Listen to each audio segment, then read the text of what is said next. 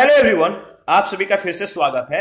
यह घटना चक्र ज्योग्राफी का डिस्कशन है और आज का टॉपिक है दलहन। तो चलिए स्टार्ट करते हैं। भारत में अधिकांश जनसंख्या की प्रोटीन प्राप्ति का सबसे प्रमुख साधन दालें हैं। यहाँ पर रबी, खरीफ और जायद तीनों फसलों के अंतर्गत दाल की कृषि की जाती है। भारत की प्रमुख दलहनी फसल जो है चना है, उड़द है, मूंग, मटर, मसूर और अरहर है। दलहनी फसलों में हवा से नत्रजन संचित करने की क्षमता होती है। कोबाल्ट राइजोबियम के द्वारा तात्विक नाइट्रोजन स्थिरीकरण के लिए आवश्यक तत्व है तथा विटामिन बी 12 के संश्लेषण में सहायक होता है। भारत में दालों का अत्यधिक उपभोग होने के कारण इनका अग्रणी उत्पादक होने के बावजूद इन्हें आयात करना पड़ता है। भारत दलहनी फसलों का मुख्य उत्पादक और उपभोक्ता दोनों है। कुल दाल के उत्पादन में भारत के बाद म्यांमार का स्थान है। आर्थिक समीक्षा 2020-21 के अनुसार 2019-20 में भारत में दालों का सबसे बड़ा उत्पादक राज्य कौन था? बताइए। 2019-20 में भारत में दालों का सबसे बड़ा उत्पादक राज्य राजस्थान है। इस संदर्भ में महाराष्ट्र और मध्य प्रदेश का दूसरा तीसरा स्थान आता है। भारत के दलहनी फसलों में अरहर का प्रमुख स्थान है। अरहर की फसल के लिए 20 से 25 डिग्री सेंटीग्रेड का तापमान, 40 से 80 सेंटीमीटर की जो है वार्षिक वर्षा उपयुक्त मानी जाती है। इसकी फसल गंगा मैदान के जलोढ़ मिट्टी क्षेत्र से लेकर प्रायद्वीपीय काली मिट्टी तक के क्षेत्रों में उगाई जाती है। त्रुटिपूर्ण अफवाह, जल लगनता यानी जल का इकट्ठा होना और पाला दलहन फसल के लिए हानिकारक है। अरहर की उत्पत्ति भारतवर्ष में हुई थी। आर्थिक समीक्षा 2020-21 के अनुसार अगर बात करें तो 2019-20 में भारत में सर्वाधिक अरहर का उत्पादन कर्नाटक का है। किसका? कर्नाटक का। इसके बाद महाराष्ट्र और इसके बाद उत्तर प्रदेश का स्थान आता है। मालवीय चमत्कार अरहर की एक प्रजाति है। अरहर की अन्य मुख्य प्रजातियां अमर, आजाद, बहार, मालवीय विकास यानी MS6, पारस इत्यादि है।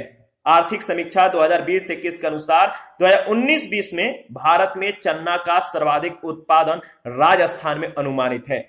फलीदार अथवा दलहनी फसलों में संतुलित उर्वरक अनुपात यानी NPK का जो है 0:1:1, दूसरा है 1:2:2 और तीसरा यानी अथवा 1:2:3 होता है।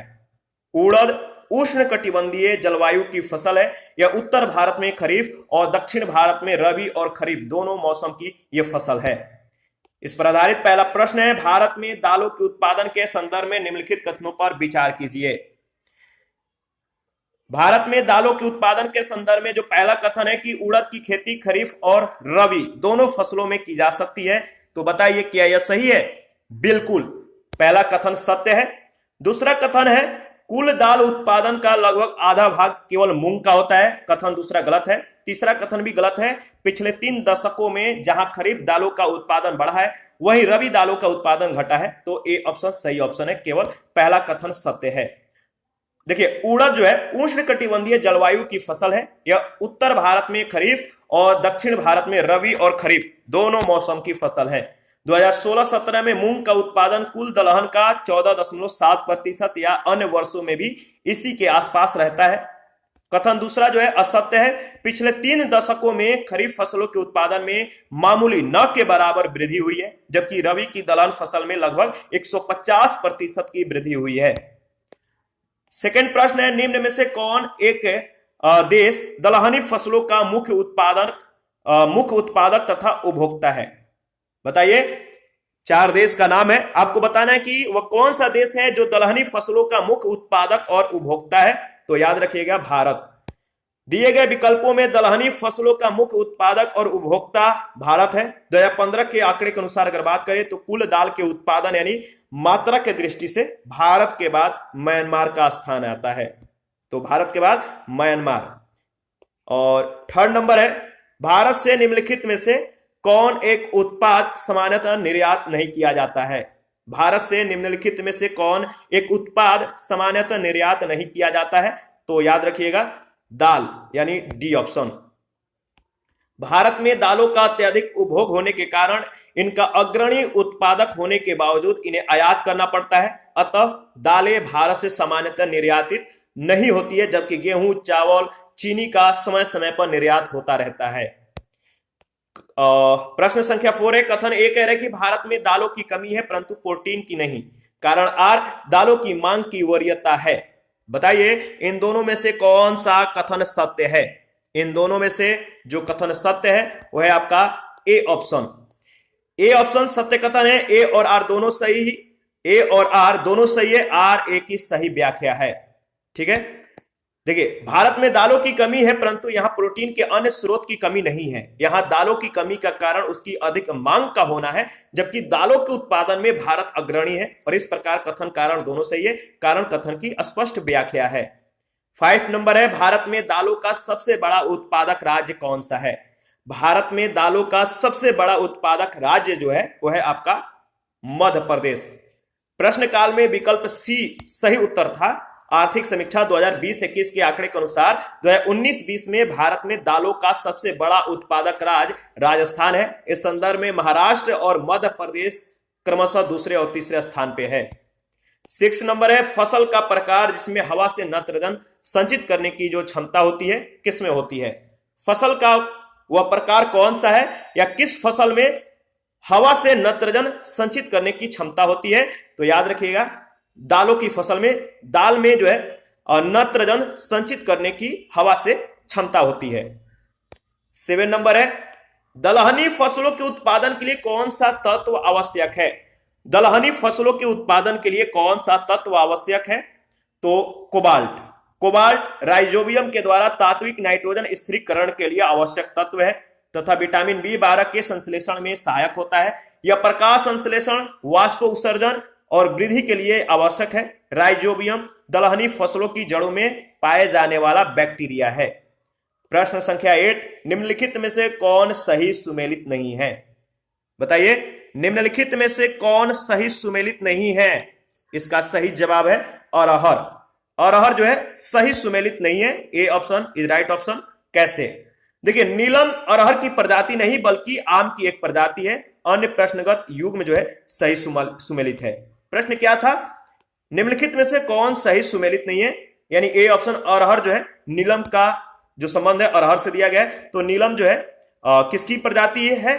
नीलम जो है अरहर की नहीं बल्कि आम की एक प्रजाति है। 9 नंबर है, वायुमंडल के नाइट्रोजन का स्थिरीकरण न करने वाली दलहनी फसल कौन सा है? वायुमंडल के नाइट्रोजन का स्थिरीकरण न करने वाली दलहनी फसल है। देखिए इसमें जो ऑप्शन है डाउटफुल है। ऑप्शन को कलेक्ट करना या चूज करना थोड़ा सा कह सकते हैं कि प्रॉब्लम है। देखिए चना, मटर और मूंग की फसलें वायुमंडल के नाइट्रोजन का स्थिरीकरण करती हैं, जबकि यह कहना भी गलत होगा कि राजमा फसल वायुमंडल से नाइट्रोजन का स्थिरीकरण एकदम नहीं करती है। अलग अलग शोध रिपोर्टों के अनुसार राजमा की नाइट्रोजन स्थिरीकरण की क्षमता अलग अलग है। तो आप देख सकते हैं जो साइंटिफिक वर्ल्ड वॉल्यूम 9 नंबर 9 जुलाई 2011 में जो दिया गया है, इसकी रिपोर्ट को आप देख सकते हैं। प्रश्न संख्या 10 है, दलहनी फसलों में संतुलित खाद का जो अनुपात है एनपीके का, वो कौन सा अनुपात है? तो फलीदार अथवा दलहनी फसलों में संतुलित उर्वरक का अनुपात यानी एनपीके, नाइट्रोजन, फास्फोरस और आपका पोटेशियम जो है, इसका जो अनुपात है 0:1:1 या 1:2:2 अथवा 1:2:3 होता है। तो ध्यान रखिएगा। 11 नंबर है, अरहर का जन्म स्थान है। अरहर का जन्म स्थान है या अरहर की जो उत्पत्ति है किस देश से हुई है? तो अरहर जो है इसकी उत्पत्ति भारतवर्ष में हुई है। तो याद रखिएगा बी ऑप्शन बिल्कुल सही ऑप्शन है। 12 नंबर है, मालवीय चमत्कार एक प्रजाति है। मालवीय चमत्कार किसकी एक प्रजाति है? तो अरहर की।